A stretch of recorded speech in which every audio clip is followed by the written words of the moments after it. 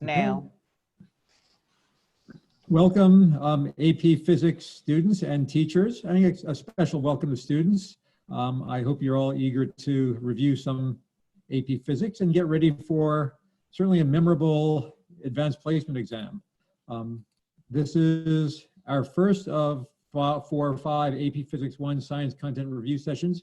We are fortunate to have Darren Holt from Great Crossing High School in Scott County as our presenter. Darren is a NIMSY consultant and one of the folks who will be reading some of your responses. I am the Science Content Director for Advanced Kentucky and will be hosting the meeting and monitoring the chat room and launching polls, I think. And there are my colleagues, in case some of you might be in a computer science, math, or English course. Before we get started, please, your microphones and video have been turned off. Please feel free to use the chat room. Darren may pose questions and we would love to have student engagement. Don't be shy as we launch polls and seek feedback. This session will be recorded and further resources will be available on the website kyap2020.com. So I'm going to turn this over to Darren. Again, he will introduce himself a little bit and get going. So I will stop screen sharing here. Where do I do that? Monique, how do I stop sharing? Oh, there it is. I just, sorry, I got it. And Darren, you should be able to share your screen. There we go. So during this session, it's for kinematics, and things you might need while we're going through this is a piece of paper to take some notes. There will be a little bit of calculation, some with numbers and some without numbers, and then something to write with, a pencil or something else to write with. My objective for today will be to give you some questions to think about, for me to review some of the big ideas for kinematics in AP Physics 1, and hopefully leave you with a better understanding than you started the day with. With all that in mind, when, right? So when can you use kinematics? So the equations or relationships that you would use with kinematics, and these come straight from the AP Physics 1 formula sheet, right? The first 3 equations on your formula sheet are these 3 equations. Right, so this is what we'll be focusing on in the relationships that we will be focusing on today. When can you use kinematics? You can use kinematics anytime you have constant accelerations, right? So these equations above, these 3 equations can only be applied if you have constant acceleration. When do you have constant acceleration? Anytime that you have free fall or projectile motion. Anytime that the object is traveling in a straight line, or any situation where the forces that are applied are constant with respect to time, right? If you have non-constant acceleration, then you cannot use the equations above in those situations, right? So that could be an example of anytime you have an object that is compressed in a spring or an elastic band or bungee cord or something like that, where the forces change over time depending upon how far the spring is compressed or the rubber band is stretched. You can't use kinematics. Anytime you have circular motion where the acceleration is constantly changing direction, all right, to point towards the center of the circle, or anytime objects are on a curved incline. So these scenarios, you cannot use these relationships for kinematics. Right? Here's the first question that I would like for you to try to think about. What I've given you is a graph of the velocity versus time of an object that's traveling in a straight line. And then you're asked to answer a question about this. So what I'm going to do is give you a little bit of time here to analyze this information and try to come up with your answer. Right? Once you have come up with your answer for this question, there will be a poll that just should have popped up on your screen that you can use to answer to insert your choice.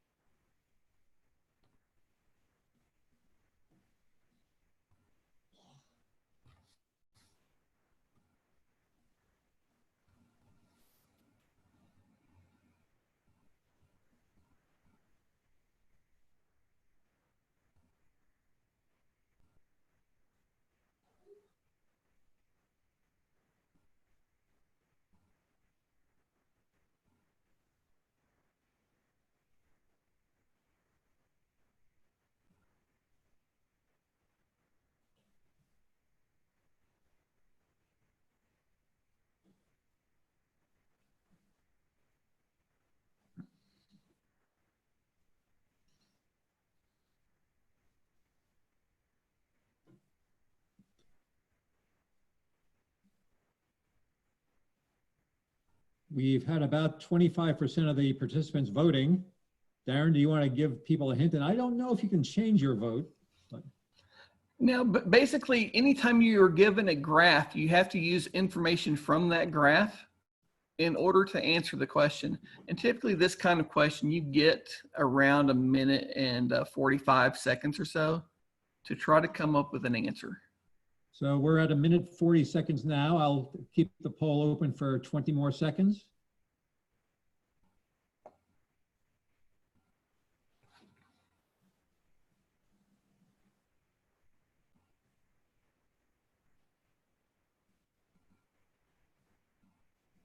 And if you've got a yes to go, I'm going to end the polling in 3, 2, 1. There you go. And all right. Here are the results. And if you look at this, I see about half of you chose choice B and half of you chose choice C. So I'm going to try to analyze the misconception or the distractor that most of you chose, because obviously both of these can't be correct, but one of them is the correct answer. When you analyze a velocity versus time graph, or if you do analyze any particular curve, what you should do is look at the variables that are on your axes. So in this case, you're given the velocity here and you're given the time there. And the question itself is asking you for position, which corresponds to the displacement.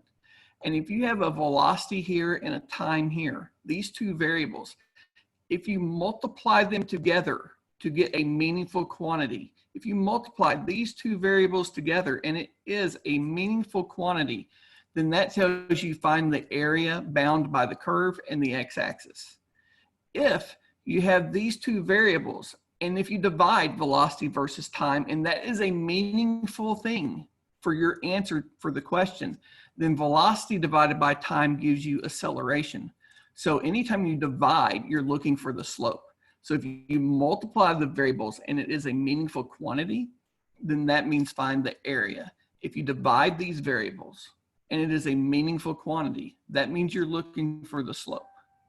So in this particular question, since we want the position, we need to find the displacement from time equal to 0 to time equals to 8 seconds. And to find displacement, you would take the velocity times the time. So that's telling us that we need to find the area under the curve. So I'm going to try to draw on my screen. And Darren, while you're doing that, I'll tell the students that these poll results are anonymous. So feel free to click in, even if you have a guess. So we are going from 0 to 8 seconds there. And the area bound between the curve and the x-axis would be this shape right here. And then this little triangle shape down there. So you have those two areas that you have to keep into mind. And the change in position will be this combined area for the displacement. If Darren, an area... Let me interrupt. I think you're at time equals 7 seconds there. I think you want to move your line to the right a little bit. You are right. Thank you, Lou. You're welcome. Just as you count boxes. Right. So that is from 0 to 8 seconds. So anytime that the area is below the x-axis, it is negative, and anytime that the area is above the x-axis, it is positive. For this particular question, though, if you look at this area of this triangle right there, and the area of that triangle right there, they cancel each other out. So you can simplify that to just finding the area between those two lines. So since that's a rectangle, that's going to be 4 seconds, 1, 2, 3, 4, times a height of 4. So that is 16. So that means we have a displacement of positive 16. Since we started at a position of -4 plus 16 is a positive 12 position. So the correct answer to this question was C, 12 meters. What I think the distractor to get 4 meters per second, at least I'm not sure if this is what y'all are saying, and y'all can, thumbs up if it is. This starts at -4 and then here it's at +4. So basically I just took this value off the graph. right? I took that value off the graph to get that choice of 4 meters. So because this is a velocity versus time graph, that just tells you that the velocity right there is 4 meters. There could be another way to come up with this besides doing area. You could treat this as 2 separate kinematics questions, right? You could treat this as 2 separate kinematics questions, and see if I can draw again.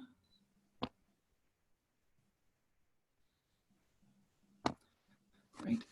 You could say that the time of this first motion, so we've got one motion right here, right? You got this one motion that goes from 0 to 4 seconds. So in that 4 seconds,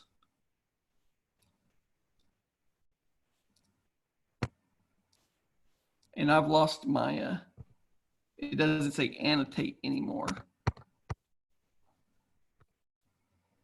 You've got the eraser showing there. Right, I don't see on my toolbar where it says to annotate. It says draw, will that do it?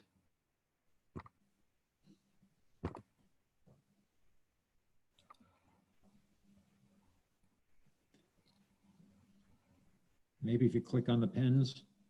There are no pins Okay. showing on my screen, that's what I'm saying. Okay, well, we can move on. Okay. This is from 0 to 4 seconds. So from 0 to 4 seconds, this starts at -4 meters per second and it goes to 4 meters per second. So you could use the mathematical kinematics equations in order to solve that. So I'm going to switch over to here to show you that quickly. You could go from here to here, those 2 points. So you're going from 0 to 4 seconds, so that's 4 seconds. Your initial velocity is -4 meters per second. Your final velocity at 4 seconds is equal to 4 meters per second. The acceleration you don't know, and you can find the displacement for that particular section of time. So for that one motion right there, you could calculate what the displacement is for that one motion. And then you could say from 4 seconds to 8 seconds is a second motion, right? And in that second motion of 4 seconds, the initial velocity is equal to 4 meters per second. The final velocity is equal to 4 meters per second. The acceleration, because the slope of this line, because the slope of that line is equal to 0, the acceleration there is 0 meters per second squared.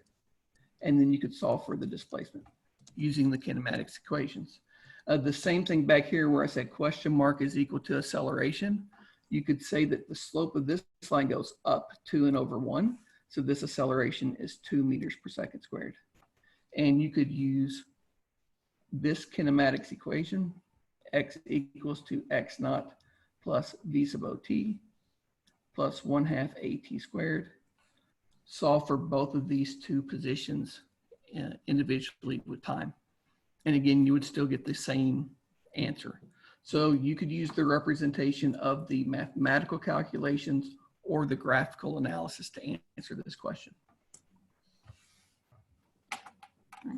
And again, if anyone has any questions over any of the things that I'm saying, as Lou said, you could type them in the chat, and I could go into more detail with them.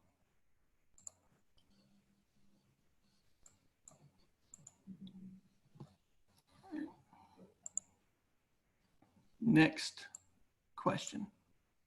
Right, again, you're given a graph, and you're given 4 choices to answer about intervals in which the object speed is decreasing. Right, so take a minute or so here and try to decide which interval or intervals. There could be more than one answer. There could be no answers that are correct.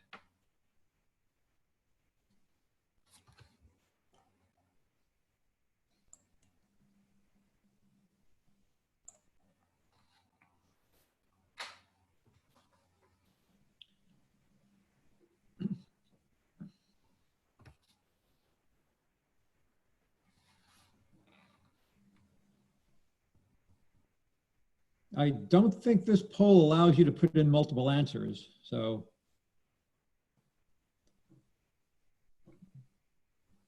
If there are multiple answers, you'll just have to put in one of the correct answers. Okay, If there are no, I'm sorry, I didn't know you couldn't do that. well, I could have set it up had I known there would be those, but next time. It's a good question. And we have most of the respondents having entered, so I'm going to give you 10 more seconds. There are no calculations here. 3, 2, 1, and there we go. All right, so I like and I can see what we're doing here. Choice D was a very favorable choice, right? I'll also let you know there are 2 correct answers to this. Choice D is one of them. So it says, which one of these intervals is the object speed decreasing? Well, I think conceptually, if you look at this, that from this point where the speed is 4 to this point where the speed is 0, right? Where the velocity is 4 to where the velocity is 0, the object is slowing down. So the speed is decreasing over this interval. However, if you go back to this point and you look at this as -4, that's a speed, which is a scalar quantity of 4 meters per second. And between 0 and 2 seconds in this little section I called A, the speed goes from 4 meters per second to 0 meters per second. So during that little section, it is also decreasing speed. In the section B, it's going from 0 to 4. So it is increasing speed. And from in section C, where it goes from 4 seconds to 8 seconds, it is not changing speed at all, right? So that would not be a correct choice. That is one way to analyze this particular graph, right? But what I want to show you again is a way to look at this particular question and analyze the important aspects of a velocity versus time graph. So understanding when things are speeding up or slowing down, right? If an object is moving, say this is an object moving in the positive direction, which means it would have a positive velocity. Well, if it had an acceleration that was also positive, so if it's moving to the right and it has an acceleration to the right, then it is going to be gaining velocity and the velocity is going to be increasing. However, anytime that an object has a velocity in one direction and the acceleration is in the opposite direction, then that object is going to be slowing down, right? So anytime these two signs are opposites, you're going to have an object that is slowing down. And how do you find velocity and how do you find acceleration from a velocity time graph? Well, if this is just velocity, then you find the value of the velocity, say in section A right there, these are all negative numbers. So in that section, the velocity is negative. In that section, the velocity is negative. How do you find the acceleration? Velocity divided by time is acceleration. So you're looking at the slope. And because this curve is increasing, the slope of that is positive. So if the velocity is negative and the acceleration is positive, then the object is slowing down. In section B, if the velocity is positive, because these values are in the positive side of the x-axis, so this is a positive velocity, and the slope is still positive. So since both of those quantities are both positive, then the speed is increasing. Again here, the velocity is positive because it's in the positive above the x-axis for the velocity.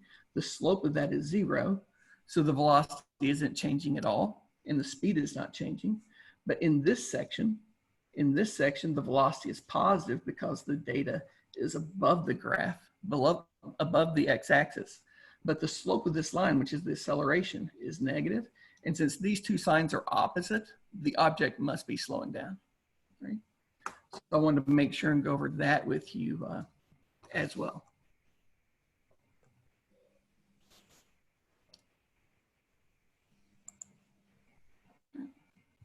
So what I wanted to do is summarize things to analyze if you see a velocity versus time graph. So if you see a velocity versus time graph, right? And they ask you to find the displacement for a velocity versus time graph, then what you're going to do for the displacement is to find the area under the curve. So for this scenario, you would find the area under the curve. I'm going to switch back over to here so I can draw on this. So if you want to jot in your notes on that, this is the equation, right? Here's your kinematics function for velocity versus time, which is a linear function. So every time you see a velocity versus time graph with constant acceleration, that means the slope is going to be constant. So it's going to be a linear function. How you would find the displacement, again, reviewing, is the area under the curve. It is bound between the velocity graph and the x-axis, right? How you would read the velocity is just read the values from the graph. And since this is a linear function and the velocity divided by the time is equal to acceleration, then to find the acceleration, you would use slope. So for this particular graph, it would have a positive velocity and a 0 acceleration.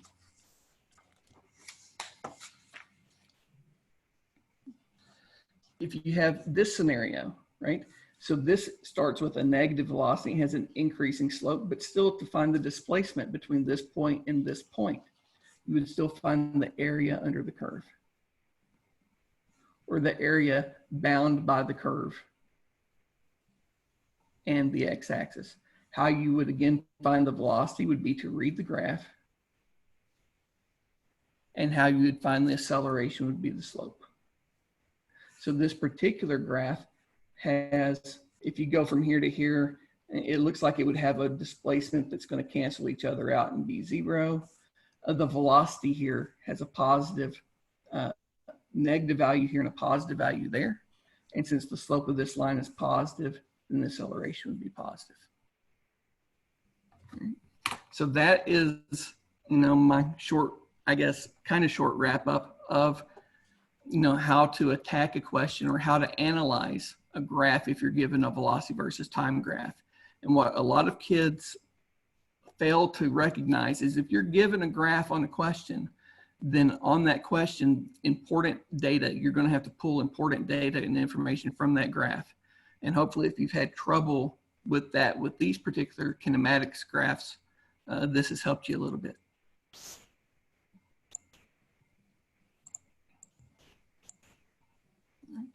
So again, take a minute or so and try to analyze this question.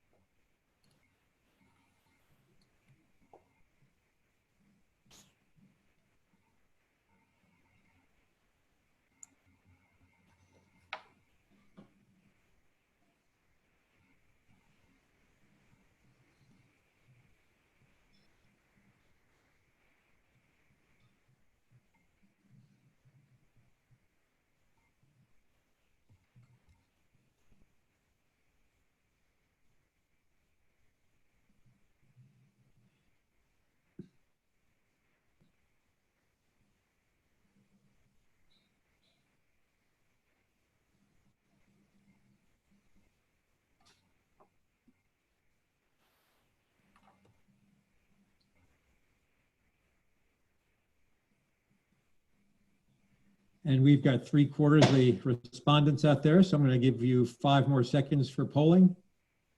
And those of you who didn't vote, 3, 2, 1. Okay. All right. So the majority of us did select the correct answer of B, right? We did select the correct answer of B. And the majority of the most favorable distractor was A, which is good because that's what I would have expected that distractor to be. We just got finished. I would expect that one to have been the most chosen wrong answer. We just finished talking about velocity versus time graphs. And when we looked at that, we said that the slope was telling you the acceleration. So this has a positive slope. So you might have looked at that and said, well, it's got a positive slope, so it has a positive acceleration. But each of these particular graphs tell you that this is distance versus time or displacement versus time. So you have to analyze what your axes are telling you to determine how to go about answering the question. I'm going to move on and try to summarize why this would be the correct answer and this would not. If you're looking at a distance versus time or displacement versus time graph, then you're really looking at this particular function. You're looking at the position of the object with respect to time. So if you look at this and you apply your, basic algebra 1 or algebra 2, you should understand that this, if you have values for all of these unknowns and t is your variable on your axis and you graph that, it would normally be a quadratic function. So you would have a parabola on your curve, right? You would have a parabola on your curve, right? For this particular one, since this is a linear function, then that tells us that that acceleration must be equal to 0 because there's no parabola, there's no curvature in the graph. So if you eliminate this term, you're left with this linear equation where the slope of the line of a position versus time graph is the velocity. So if you take distance divided by time, that gives you velocity. So distance divided by time means slope. Anytime you can divide these variables, that means that's the slope. So distance divided by time gives you slope. And this has a positive velocity because it has a positive slope, right? This particular one has an acceleration of 0 because it has no curvature. So there's no, this A term right here must be 0. And that's what makes this line or this graph a line. Comparing it to this one here, it's still also a linear function, except now the slope is negative. So that means that the velocity of this particular object would be constant and negative, whereas the acceleration would still be 0 because it's linear and it doesn't have a curve. If they do have a curve, I'm not sure how you've talked about it. If you have taken calculus, then you probably have a good understanding of determining positives or negatives. If you haven't and you have trouble determining acceleration from this, I try to explain this again back to algebra 2. If you had a parabola and the leading coefficient or the number that is in front of x is a positive number, then your parabola opens up like this. So if this opens up, then whatever's in front of the squared term must be a positive value. So anytime you see an upward curve or the curvature is pointing upward, then that must mean that the acceleration of that graph is positive. And if you look at the motion of this, also the slope of this is positive. So this one has a velocity that is positive and it has an acceleration that is positive. So that's why I think this was choice C was the correct answer. This particular graph, it has a negative slope. It's decreasing over time. So its velocity, its distance divided by time is negative. So it has a negative velocity. Its curvature is downward. So this parabola is opening downward. And if that's opening downward, then that means that the number or the value here that's in front of the squared term must be negative. And if that's negative, then that means the acceleration of this particular motion must be negative. So that is, my best explanation for how to analyze a distance versus time graph if you're given one on your exam. Right. Take another minute and a half or so and try to answer this question.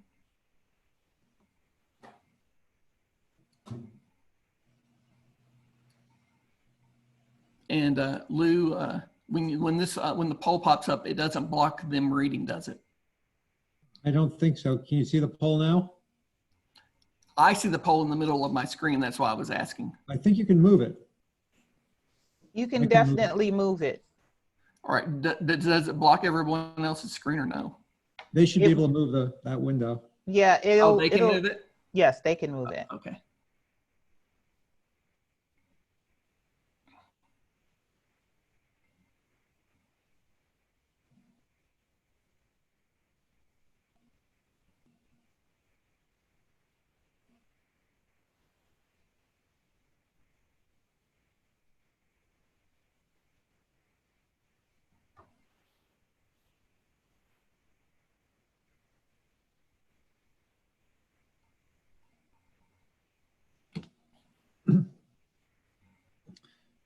this is a question that has a little bit more reading, so I'll give people a little bit more time.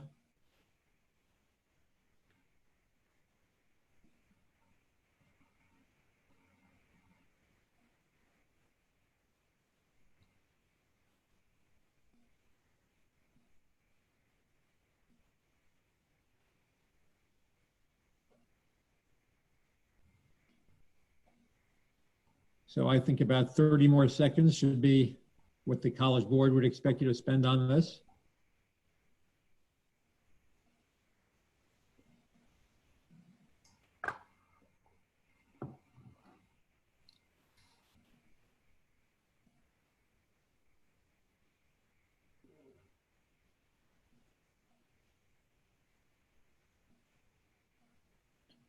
And 3, 2, 1. Okay, that locks us in. It's Right. I like this. I can definitely see that we have some misconception here to discuss. The key idea here is, in terms of the motion of these objects, is that object A and B are both launched at the exact same velocity from the exact same height. And again, these kind of look a little different, but I was trying to get you to understand that they were thrown from the same height, right? If this object is thrown upward, then its initial speed is positive. If this one is thrown downward at the same speed, then it's going to have a negative velocity. However, once this object goes straight up, right, that object's going to go straight up and come to a stop, and then it's going to fall back down. And when it gets right back here to the top of this, what I call this, a cliff or a building, when it gets to the top of the cliff again, it's now going to have the same speed that it had going up, except now it's going to be moving down. So it's going to go from a speed of v here to a speed of 0 up at the top. Then when it gets back to this point, it's going to still have a speed of v, except now it's going to be negative, which means these two objects, as they're falling from this point in space, this height, they both had the exact same negative speed. So they had the same velocity. They're both under the same acceleration due to gravity. And it doesn't matter if object A has a mass that's 5 times object B. They're still going to have the same acceleration, because even though this would have 5 times as much force because it has 5 times as much mass, it also has 5 times as much mass. So that, negates the difference, and you still have the same acceleration, right? They're under the same acceleration with the same speed, the same velocity, and they're both following the same displacement, right? And because that is true, they will both hit the ground at the exact same speed. Choice A is a big misconception that a lot of kids have, because they think that it gets up here higher, so it's going to have more time to fall, so it must be faster when it hits the ground, right? And at this point, Darren, let me just put in a plug for one of our sessions in a couple of weeks, which will deal with conservation laws, because this would really be a fairly easy question if you were to focus on the energy of the object. Yeah, if you looked at this only on terms of the change of potential energy and kinetic energy to kinetic energy on the ground, then that would be, that would definitely be a good way to look at this question. So students, come back in a couple of weeks and we'll revisit this idea. All right. There are 2 types of questions you will see on your exam, right? You've got 2 questions, right? One is called a qualitative quantitative translation. It'll be worth 12 points, and you'll be given 25 minutes to answer it, right? Another one will be one of the 7-point questions, and you get 15 minutes to answer it, and it will be a paragraph question, right? So what I've done is tried to get the rest of these questions to kind of look like what the test would look like. So take a minute here and just read what the basic introductory to this stem of this free response question is.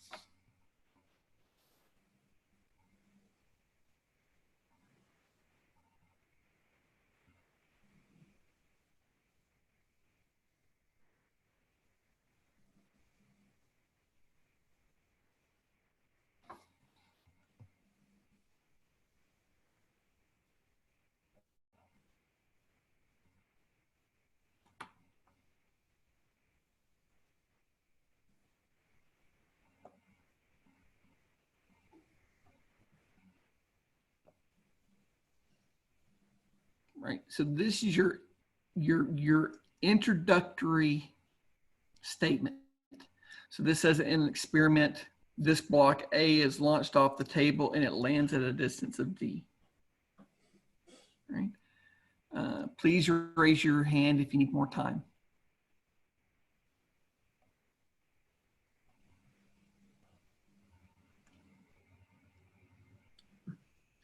There's not a question right now, is there, Darren? Not yet.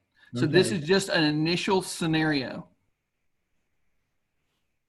Then the scenario changes. So usually on these paragraph type questions, they give you an introduction and say, well, this is the way it's set up. And then they say, now we're going to tweak it and we're going to change something. And you have to be able to justify what happens because of the change. So here's the second part of the question.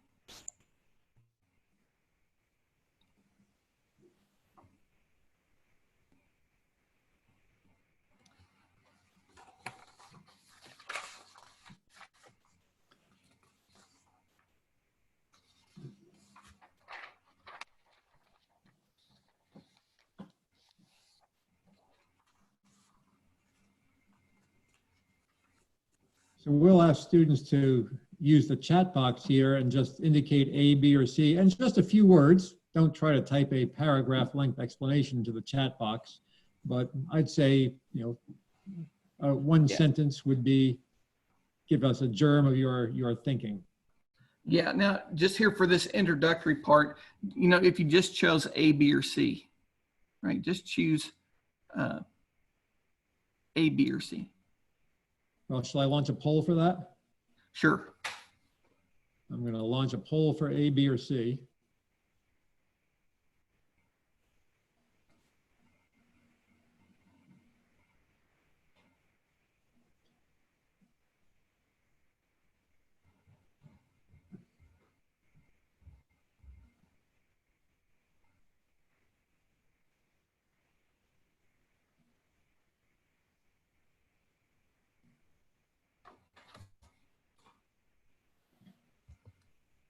And we'll keep the poll open for 10 more seconds.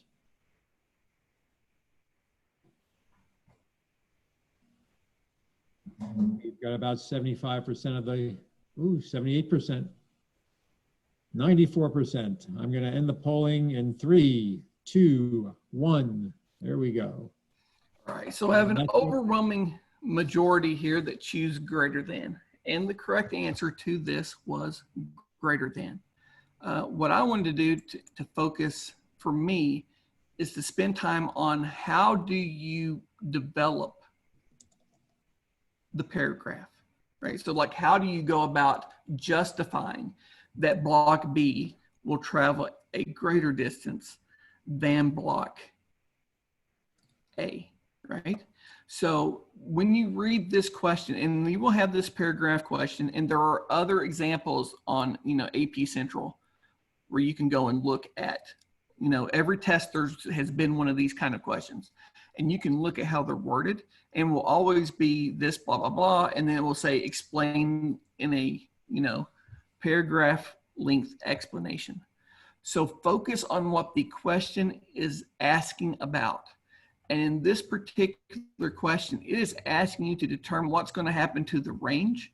And by range, that means the distance that this thing is going to land over here. Right?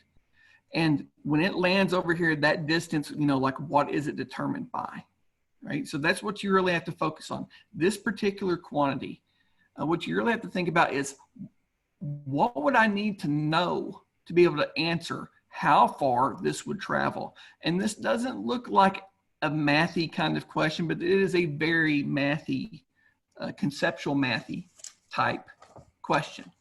Right? So what I try to get my kids to do is look at what this is asking me to talk about, the distance. How would I calculate that distance? Right? So I'm going to pull up both of these things at the same time because I want to be able to compare them. Right? And it's like, how would I calculate this distance? Well, if we should understand with projectile motion, and this is a horizontally launched projectile off of a table, that it is traveling in both the X direction and the Y direction. And that when you analyze these scenarios, you analyze these two dimensions independently of each other. And that in the Y direction, you have acceleration because gravity is acting on the object. But in the X direction, you have acceleration equal to 0 because there are no resistive forces in the X direction. So whatever speed this thing took off the table at is going to be the same speed that it's traveling this way when it hits the ground, right?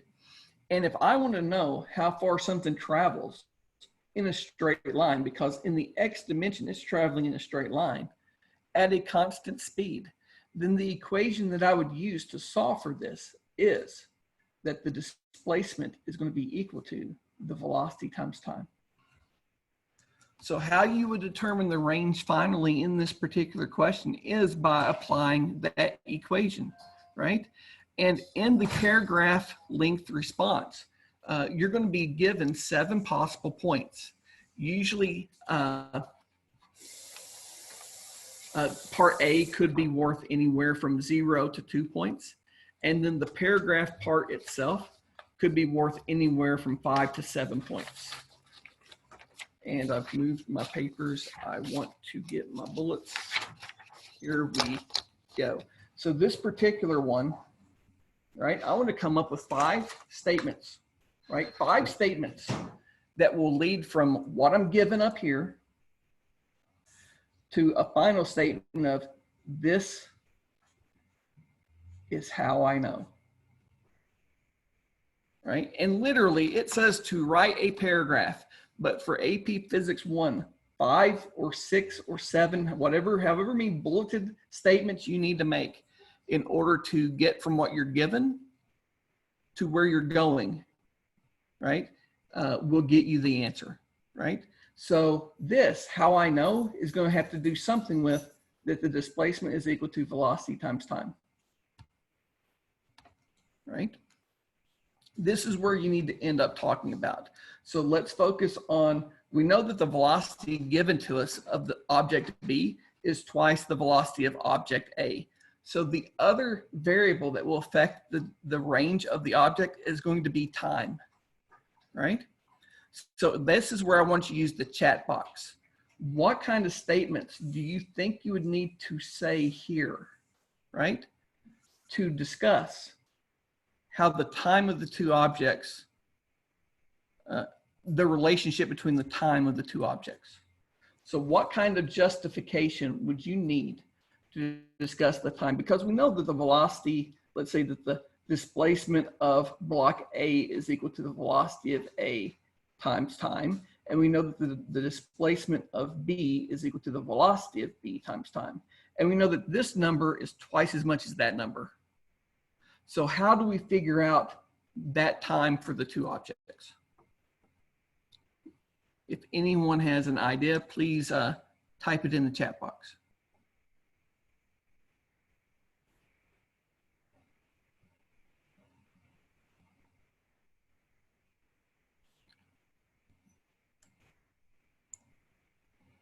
And Lou, I'm not seeing how I can see anything that they put into the chat. You probably can't see the chat box while you're displaying your screen, but I will let you know. Right now, our students are being strangely shy. I've seen them, tweet and Twitter with their thumbs mile a minute. So let's go, guys and girls. So I guess let me try to rephrase that question. If I just ask you, how would you figure out how long it took to fall straight down?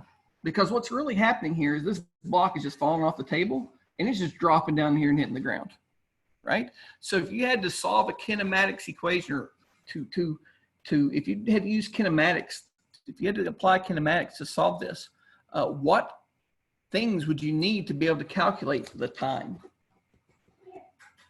Maybe that's a better question. What information do you need to calculate the time?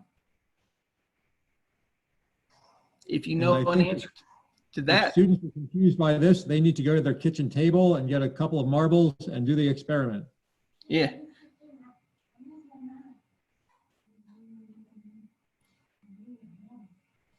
I will then, I guess, still no comments, Lou?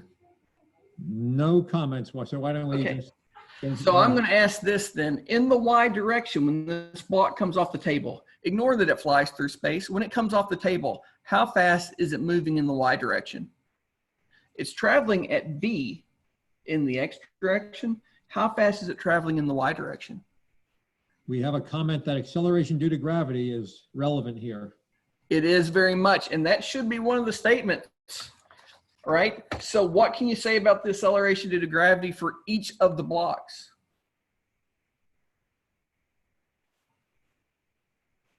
And I think the choices here are same or different. Same or different, or is the choices? Is the acceleration due to gravity going to be the same for the two blocks or different? I think the consensus is the same. Right? So statement number 1, both blocks have the same acceleration, which is g meters per second squared. Right? That is definitely a true statement, right? What other variable would you need to know? So we know the acceleration of the motion. What other part of the motion would you need to know? And again, my first question was, what's the initial speed in the Y direction when it slides off the table?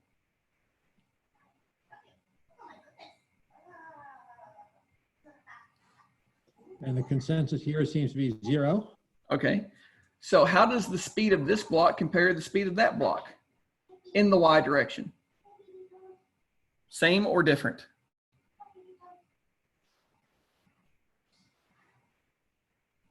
The consensus is that they both have the same velocity in the Y direction. So both blocks have the same initial velocity in the Y or the vertical direction, and that's 0 meters per second. What else do you need to know? Or let me ask you, what else would you need to know to find the time? What other variable with kinematics would you need to know in order to find how long it took the object to fall and hit the ground? We have acceleration, we have initial velocity. What's a different variable that could be pertinent here? We have a couple of comments that indicate that the height of the table may be relevant. The height of both tables is the same.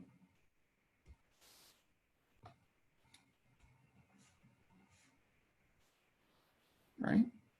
Which equation, based upon this information, would you apply to calculate the time?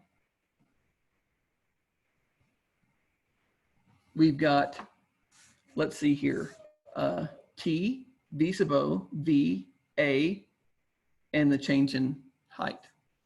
Those 5 variables. We know the initial speed is 0. We know the acceleration is g. We know this is the height. Which equation would you use to find the time? Which of the 3 kinematics equations?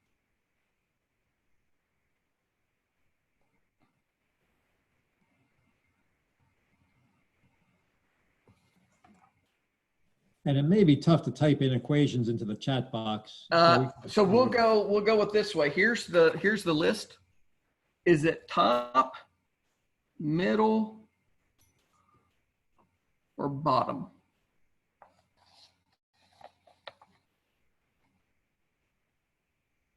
So A for top, B for middle, C for bottom. With the data we have, which one of those equations would you use to find the time? So again, we know the initial speed we know the acceleration, and we know the displacement. So we need something that's got those variables in it.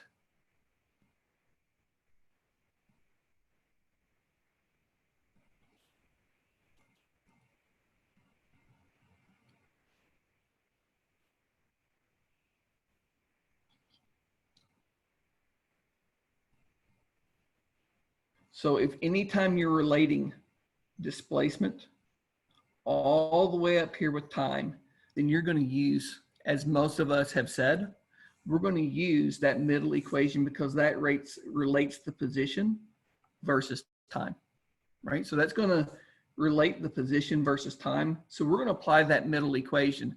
And the reason why I brought this up as to ask which equation is in this fourth statement, we need to answer, you know, eventually we need to answer the question, right?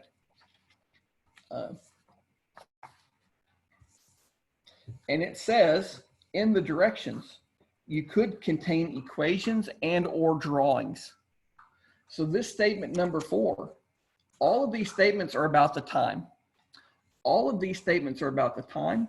So if this is the same, and this is the same, and this is the same, what can you say about the time, right? So the statement number 4 needs to be the time for both blocks to fall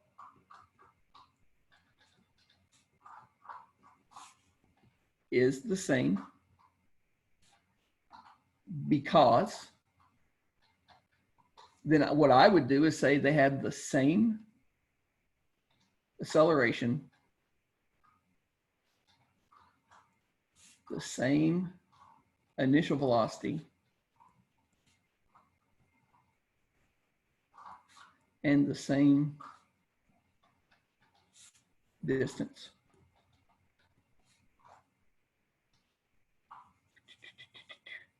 And then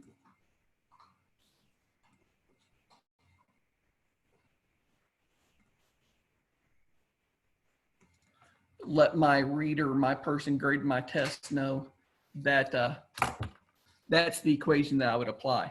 Now let's remember that you're guaranteed that you're going to have one of these on your exam, and it's going to say to enter an equation, right?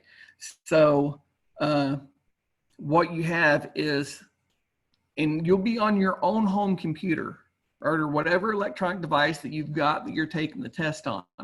So if you're not comfortable with typing equations in, say with like, you know, like you could type this in and just type, you know, like subscript, and then like use caret like on your calculator, like the up caret 2.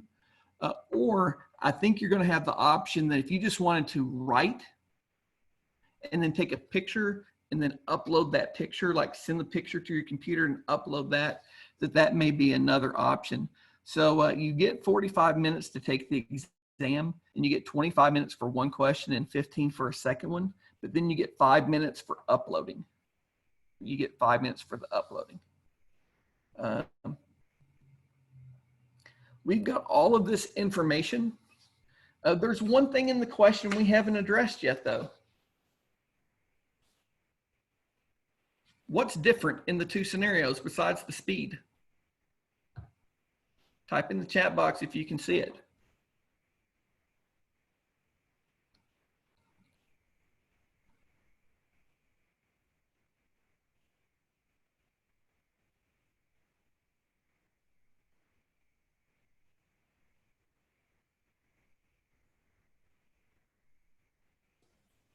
While folks are typing, we have about 5 minutes left. And I think we really want to say this is important that many of you know this. And when you're explaining things, some of these facts are very obvious, but you will only get credit if you write them. And this is one thing to really practice on in the next few weeks, because it's not what you know, but what you can show that you know that will be important.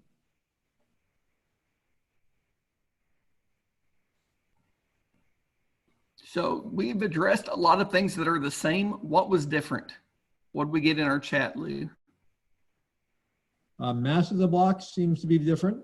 Yeah, the mass of the blocks is different, right? So in this case, they're trying to trick you into thinking that because the mass of the blocks are different, or that block 2 is twice as massive, for you to think, well, it's either going to accelerate more or less, right? Or that somehow that mass is going to affect the projectile's X components in some way, all right? So you would need to include some statement in your answer to address the idea that these things are different.